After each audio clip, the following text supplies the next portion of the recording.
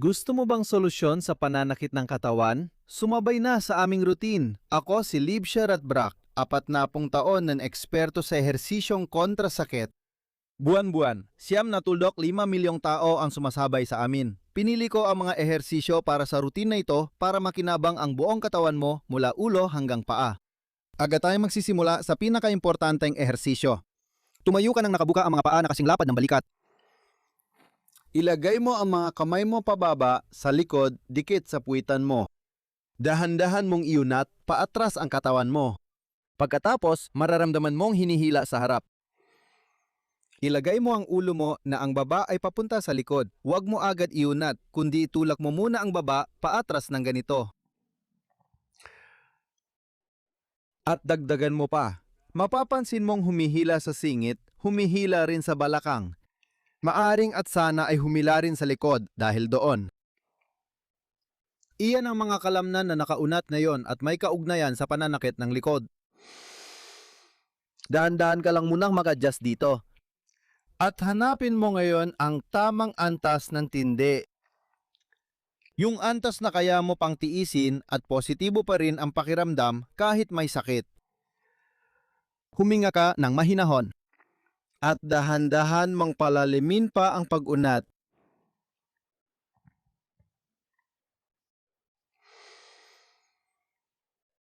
Ngayon magdadagdag tayo ng lakas habang nag-iinat gamit ang ehersisyo para mas matindi ang pag-unat at makabuo ka ng lakas sa mga anggulong ito.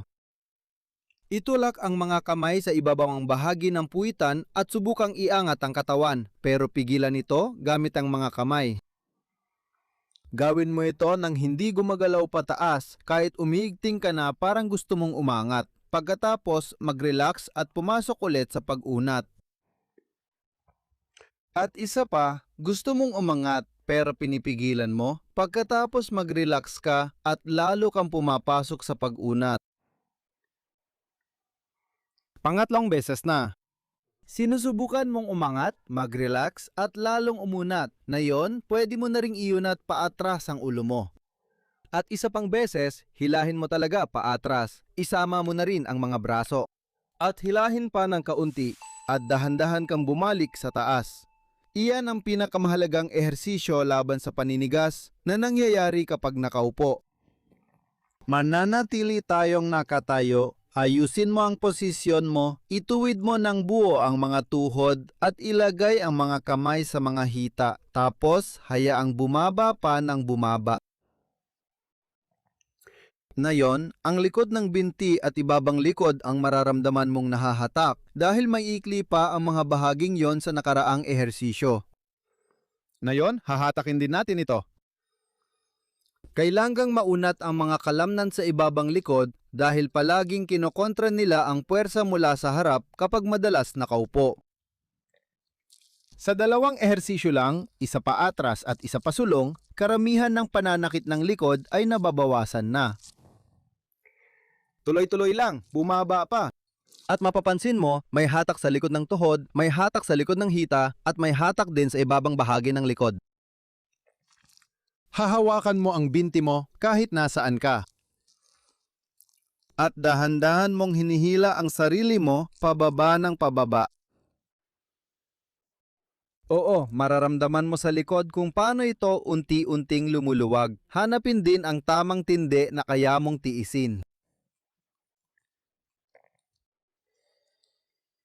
Panatilihing tuwid ang mga tuhod kahit gusto nilang yumuko, pero dapat mong paulit-ulit na tiyaking tuwid pa rin ang mga ito dahil dito mo makukuha ang pinakamalaking ginhawa para sa mga tuhod.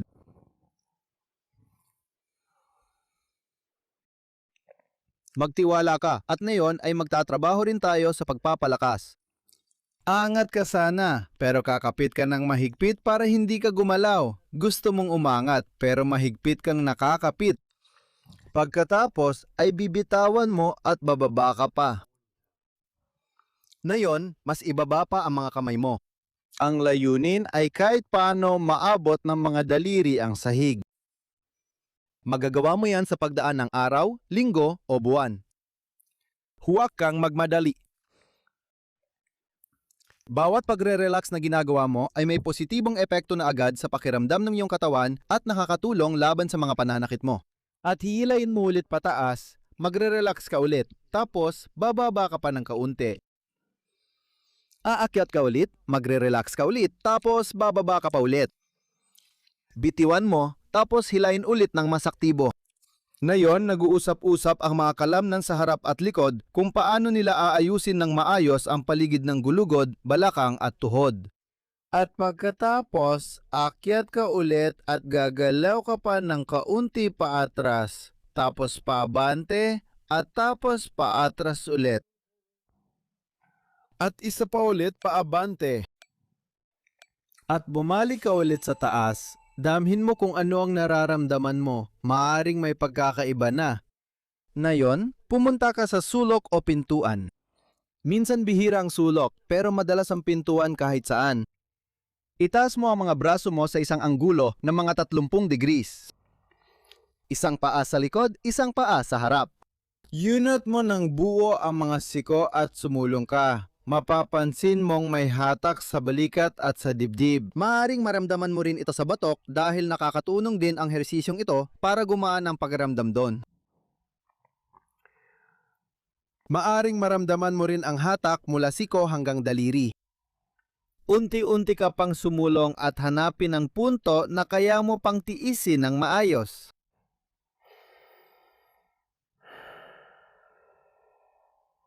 Manatili ka lang doon at maghintay hanggang sa unti-unting humupa ang tindi ng pakiramdam.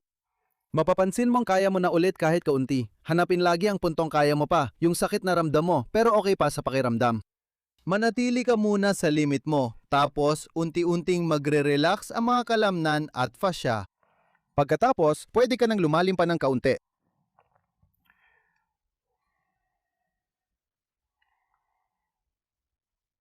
Ngayon, magdadagdag pa tayo ng lakas sa buong ersisyo. Mananatili ka sa posisyon mo, tuwid ang mga siko, at itutulak mo gamit ang dalawang kamay ng pinakamalakas laban sa mga pader o sa hamba ng pinto. Sa hamba ng pinto, pwedeng nakadikit ang mga braso, okay lang yon. Kung masakit, maglagay na lang ng dalawang unan sa ilalim ng bawat isa. Bitawan mo ulit at lumalim pa. Kung kailangan mong baguhin ang hawak mo, gawin mo lang. At ulitin mo pa, itulak mo ulit laban sa mga pader, talagang idiin mo ng mahigpit. Bitawan mo, tapos lumalim ka pa lalo. At ulitin mo ulit ang pagtulak, talagang idiin mo ng mabuti.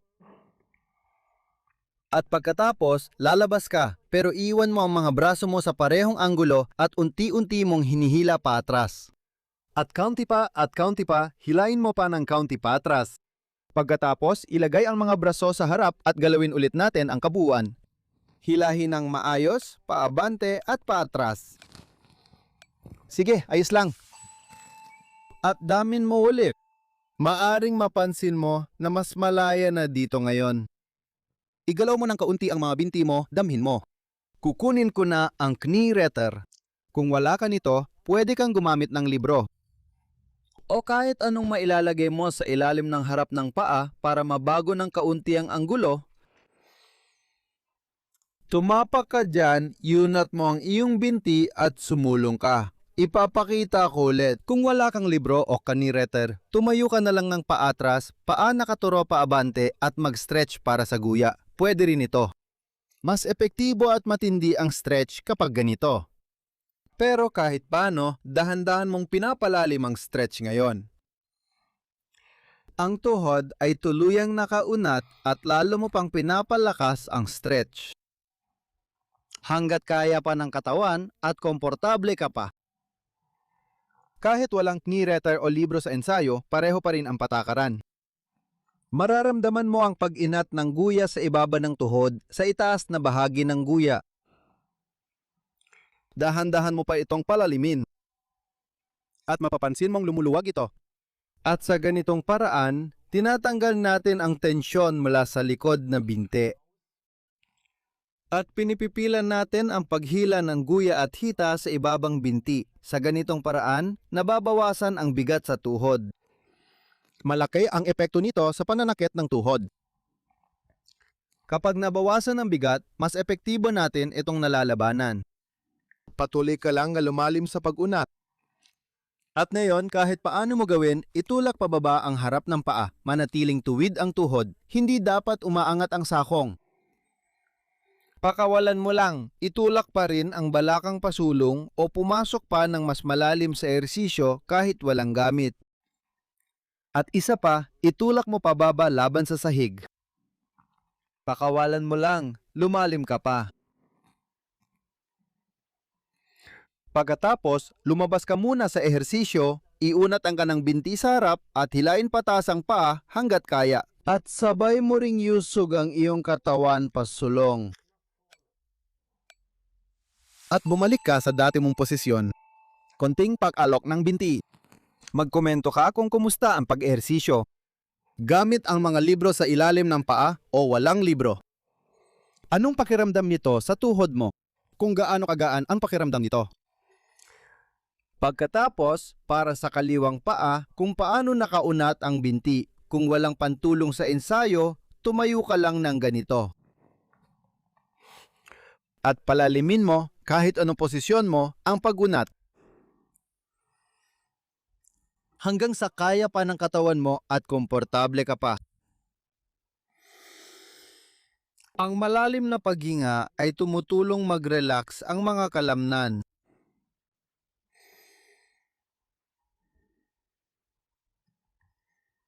Habang humuhupa ang sakit, dahan-dahan mong dagdagan ang pag-unat.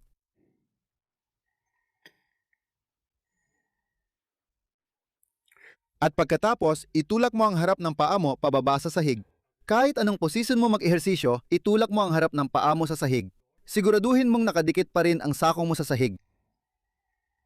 Pagkatapos, mag-relax ka at dagdagan mo pa ang pag-unat. At ulitin mo ulit, itulak mo ulit. Mag-relax ka, dagdagan mo pa ang pag-unat.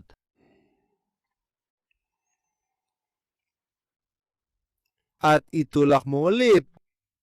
Lagyan mo ng puwersa, mag-relax, dagdagan pa ang pag-unat. At pagkatapos, lumabas ka at yunat mo ang kaliwang binti sa harap mo. Hilahin pataas ang paa, tuwid na tuwid ang tuhod. At yuyuko ka pa bante. Aktibong mag-unat kasi nag-uugnayan ang mga kalamnan sa paligid ng tuhod at sa paligid ng bukong-bukong. Para maayos itong maiset, may mga programang nabubuo sa utak. At palabas ulit. Tapos, umupo ka kahit saan. Ako, dito ako sa sopa. Tapos, yunat mo ang paa mo at itaas ito. Ibaba ulit, tapos itaas. Kaunting paggalaw lang muna ngayon. At itaas ulit. Ibaba at itaas. Gagamitin natin ito ngayon sa practical na paraan. Yung mas malawak na galaw na nakuha natin dahil sa pag-unat, gagamitin natin ngayon yan. Sige, ngayon pupunta tayo sa banig at gagawin natin ang ehersisyong pampaluwag ng balakang. Tingnan mo, umupo ka at ilagay mo ang kaliwang binti mo, ang kaliwang ibabang bahagi ng binti mo na paralel sa harap na gilid ng banig. Ilagay ang kaliwang hita mo paralel sa kaliwang gilid ng banig. Tapos, iatras ang kanang binti hanggat kaya. Maaaring dito lang ang kaya mo. Sa tuloy-tuloy na ensayo, lalayo pa ito. Iatras mo lang hanggat kaya.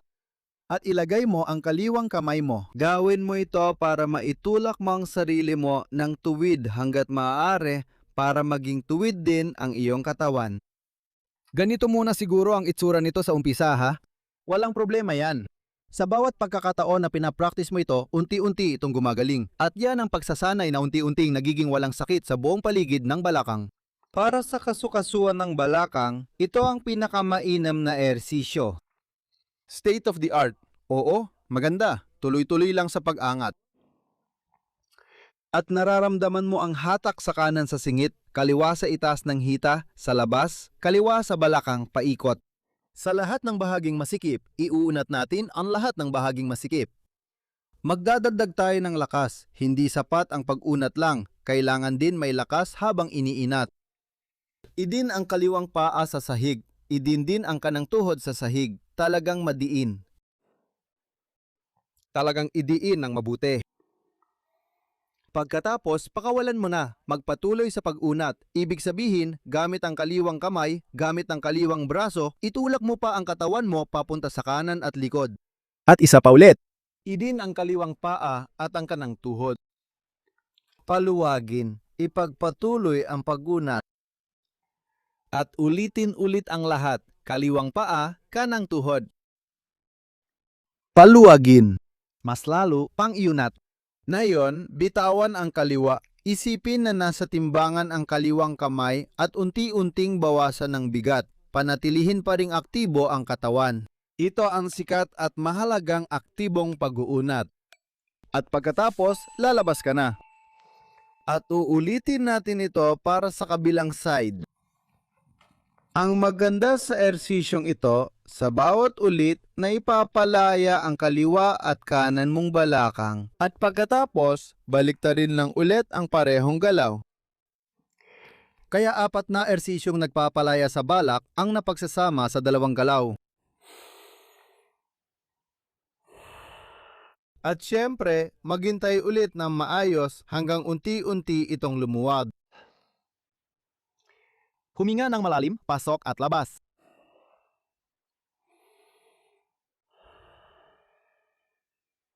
Itulak mo ang sarili mo gamit ang kanang kamay paatras at pakaliwa.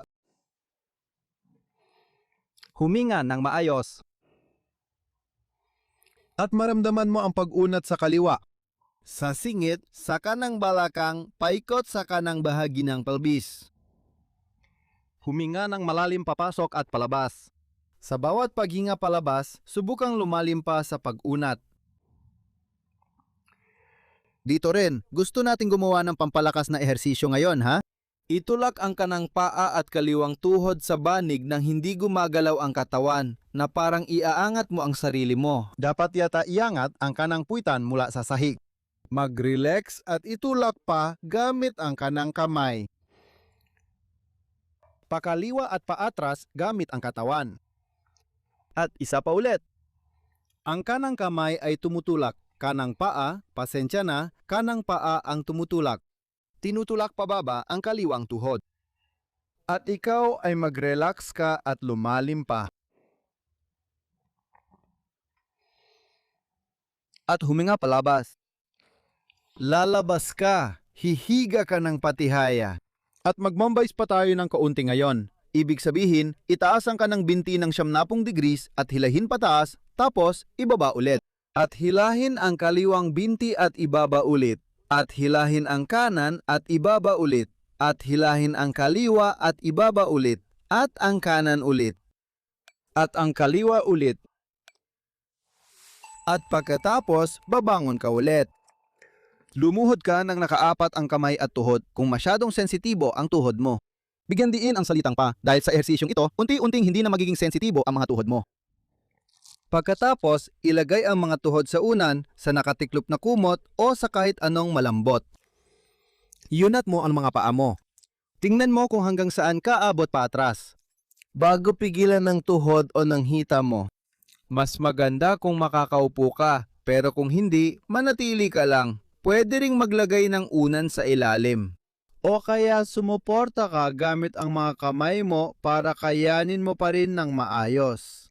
Bababa muna ako, kaya ko naman yon. At para sa inyo, o kung kaya mo nang ilapag ang sarili mo. Tapos lalampas ka pa doon. At pupunta ka palalo sa likod sa pamamagitan ng paghila ng pusod mo paatras. Mag-ensayo na ang bawat isa sa kanilang posisyon. At nakakaluwag ito ngayon sa mga tuhod, balakang at ibabang bahagi ng likod. Maraming pagluwag na nangyayari sa ehersisyong ito. Palayain ang mga tuhod. Pagaanin ang sakit, ganoon din sa balakang, ganoon din sa likod. Laging umatras pa. At kapag umatras ka na, kapag nandun ka na.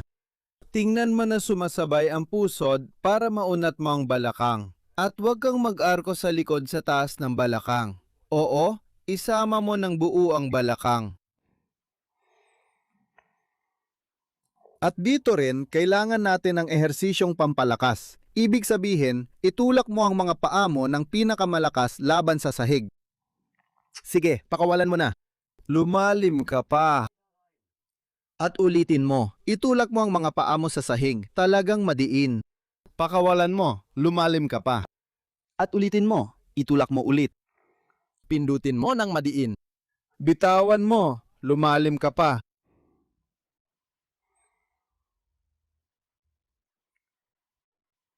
At pagkatapos, lalabas ka na. Hayaan mong lumaylay ang katawan mo pasulong. Hilain ang sakong papunta sa puwitan. Bumalik ka ulit. Umupo ka. Umurong ka pa atras hanggat maari. Pagalawin nating mabuti ang buong katawan na yon. Hilahin ulit papalapit. Hayaang lumaylay. At ibalik ulit. At isa pa. Dahan-dahan lang kung ano ang kaya mo. Sumabay ka lang kung kaya mo. At sa huli, pwede kang umupo sa upuan o kaya umupo sa mga sakong mo gaya ng ginagawa ko. Gawin pa natin ang isang espesyal na ehersisyo para sa batok. Hilahin ng kaliwang kamay ang kaliwang balikat pababa. Iikot ang ulo ng 45 degrees pakaliwa. Ilagay ang kanang kamay sa ulo, saka hilahin ang kanang sentido papunta sa kanang tuhod. Huminga ng malalim papasok at palabas.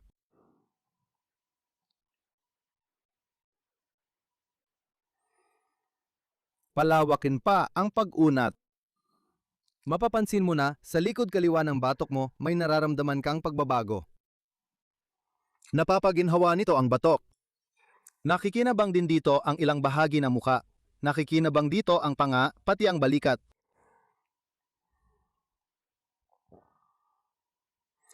Ito ang pinakadirektang ehersisyo para sa agarang ginhawa sa mga problema sa bato. Huminga ng maayos.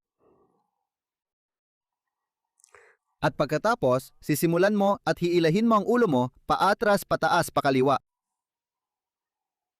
Paluwagin mo, tapos hihilahin mo pa ito pababa. At ulitin, hihilahin ang ulo paatras, pataas, pakaliwa. At paluwagin, tapos hihilahin pa pababa. At ulitin. At bitawan, at aktibong ilapit ang kanang sentido sa kanang tuhod. Hilahin ng tama. Hilahin pa ng mas malakas. Dahan-dahan lang, umatras ka muna. Subukang hilahin pa sa ilalim. Tinuturuan nito ang otak natin sa mga bagong anggulo na kaya nating gawin. Ang bagong pagre-relax ng leeg. At palabas ulit at iliko ang ulo sa kanan. Ibaba ang kanang balikat. Ilagay ang kaliwang kamay sa ibabaw ng ulo. Hilain ang kaliwang sentido papunta sa kaliwang tuhod. Mapapansin mong umaunat ang likod kanang bahagi ng batok. Huminga ng maayos. At patuloy na hilahin pababa.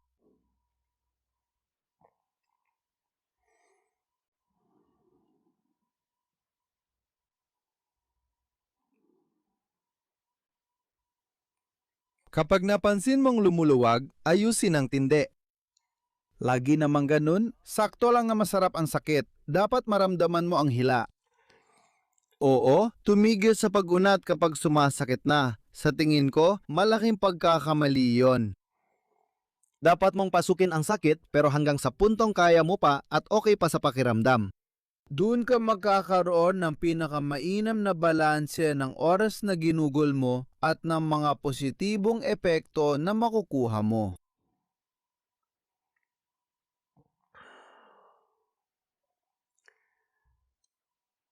Pagkatapos, hilayin ang batok mo paatras paitaas sa kanan, doon mo gustong dalhin ang ulo mo.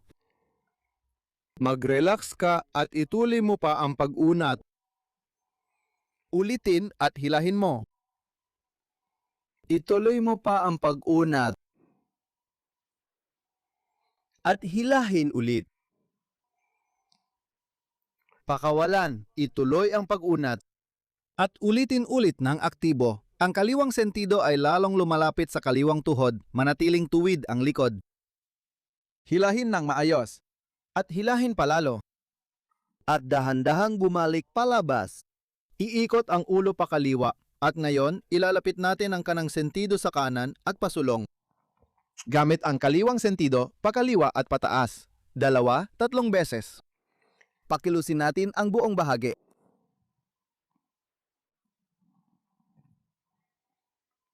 Ulo lang ang gumagalaw. At pagkatapos, 45 degree pa kanan. At ang kaliwang sentido,